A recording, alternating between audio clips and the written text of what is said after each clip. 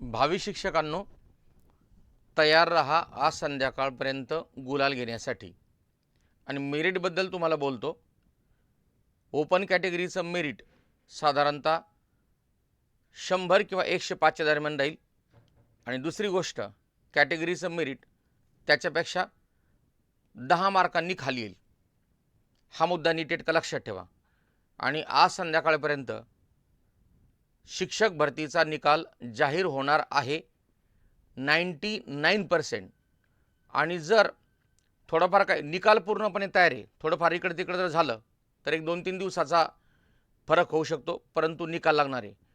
पण त्या अगोदर तुम्हाला एक विनंती आहे सगळ्यांना, जे विद्यार्थी आपल्याकडे होते त्यांचं यादीत नाव आल्यानंतर तुम्ही काय करायचं की या ठिकाणी 9011025700 या नंबरवरती तुमचा फोटो आणि पूर्ण नाव पाठवून द्यायचं आहे.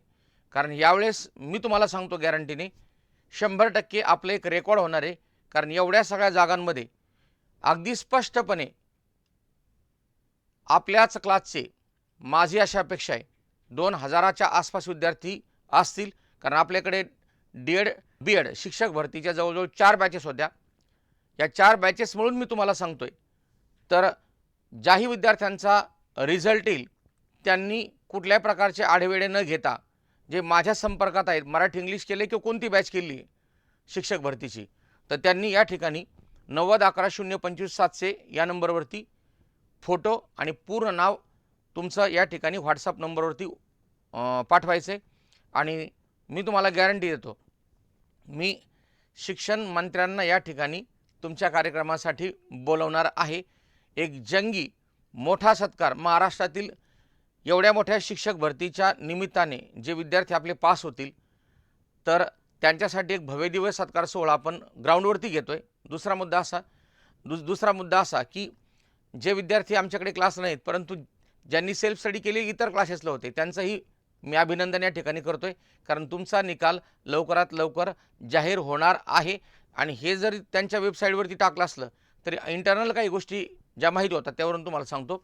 आणि आणखी एक मुद्दा तुम्हाला सांगतो की ऑनलाईन परीक्षा रद्द व्हाव्यात आणि ऑफलाईन परीक्षा घेण्यात याव्यात यासाठी आम्ही शिक्षक लोकांनी एक मीटिंग बोलवलेली.